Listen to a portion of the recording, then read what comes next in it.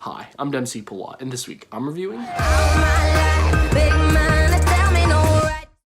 Now before we start, as always, I just want to take a quick second to remind you guys to make sure you hit that like button if you like today's video, and if you're new here, make sure you hit the subscribe button as well for more movie-related content weekly. But without further ado, let's jump into today's film.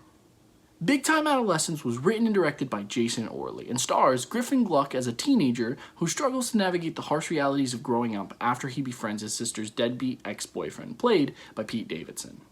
Now, considering Davidson's track record and the fact that people really haven't seen him do stuff outside of SNL, I would say that this is one hell of an acting debut, especially in a lead role. I really like this film because of Pete Davidson's authenticity, and while some people might argue that he's not really acting here, I would argue that he's pulling the veil back from his personal life just far back enough for him to deliver both a great performance and sell his really complex character. Now, all the actors in this film are great, especially Griffin Gluck, who you might recognize from his supporting roles in American Vandal or Why Him. Here, he commands the screen so well while simultaneously shedding that goody-goody / innocent reputation he's garnered over the years.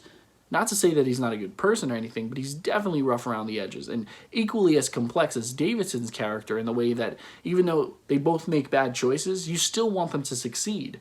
And going back to Davidson's character, there are some people that will also argue that he's an antagonist in the movie, but I just think that both of our main characters are just people that want the most out of life, but they can't stop worrying about what other people think. And that's really the one thing that I want to say that I admired the most about this film, is it doesn't disguise the pain of growing up. And it also shows that even though you're an adult, like Pete Davidson's character is, you can still be learning, and that's okay. And that brings me to another one of the film's highlights, Jon Cryer. He plays Will Gluck's character's dad and gives one of the best performances as a dad that I've seen in a coming-of-age film in a long time. There are a bunch of moments in the film where his character tries to come in between Will Gluck and Pete Davidson's characters, but then after a few moments, he just kind of lets them go. And at first, while watching it, I was like, that's totally weak parenting. But then there's this moment at the very end of the film that he has that brings you such clarity, and it really puts his thinking into perspective. And without giving too much away, it just illustrates that if you love somebody, sometimes you just have to let them fail in order to ultimately watch them succeed. And on top of all these moral gems that this film has to offer, there's also some great visual imagery too. If you really pay attention, you'll see that cars play a significant role in this film, especially the people behind the wheel of each car, okay? And this goes without saying, but this film was funny too. I'm surprised I'm mentioning it last, okay? Pete Davidson is a riot, and that whole tongue daddy sequence, I still can't stop thinking about it. And if the phrase tongue daddy intrigues you, I'm sorry, but you'll just have to watch the movie to understand what it means for yourself. To be honest, I only really had one issue with this film, and that was the ending. While I did think it was perfect, I also thought it was just a bit too abrupt. While we do get closure from our characters, by the time the credits roll around, it still feels like something's missing. Overall, though, I did think that this film did a fine job at showing the issues that teenagers face when they grow up. More specifically, I thought it did a really good job at showing what it's like to be a teenager in today's world. It may only be March, but I'm fairly certain that there will be no other coming-of-age film this year that's as funny or as frank as this one. Simply put, Big Time Adolescence is a great time. And for that, I'm going to give this film 4.5 stars. Exactly. Okay. Guys, thanks so much for taking the time out of your day to view this video. It really does mean the world to me. And once again, if you like this video, please make sure to hit that like button. And if you're new here, make sure you hit the subscribe button as well for more movie-related content weekly.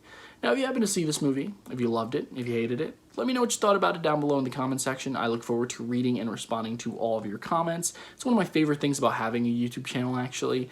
So yeah, let me know what you guys thought.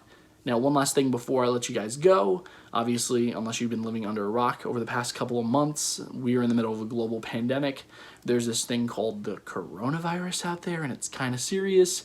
And it's so serious that it's actually affected the movie schedule, so to speak. So movies that we were expecting to come out, like Mulan or New Mutants, God bless that movie whenever it finally does come out. And even James Bond, which isn't coming out until November now. Those movies have been majorly affected. So there's not going to be a lot of content to talk about theatrical content anyway for the next month or so. If there is a theatrical release, I'll try my hardest to go see it, even though you're supposed to stay inside unless you absolutely have to go outside. But pretty much what I'm trying to say is that for the most part, I'm going to try and be sticking to more streaming service content, whether it be new movie releases on Netflix or Hulu or Disney Plus or whatever, or even TV shows, which I know I don't do often, but I will attempt to do, or, you know, just to have content on the channel. I also want to take this time to try and experiment with some other types of content that I always wanted to do, or that I have dabbled with in the past. Once again, just to have content on the platform, I think now is the perfect time to do that kind of stuff. I think I'll be starting off with a much older movie review, a movie review of a film that's already came out a few years ago. But I'm not going to tell you which one. You're just going to have to stay tuned for that. But yeah, that's pretty much all that I have to say. That's all the time that I think I have for today anyway. Guys, stay safe out there, please. Pretty please. As you can imagine, I do have a lot of work that I would like to get done for you guys as well. So look forward to more content soon. And yeah, until next time, I'm Dempsey Pulot. Take care.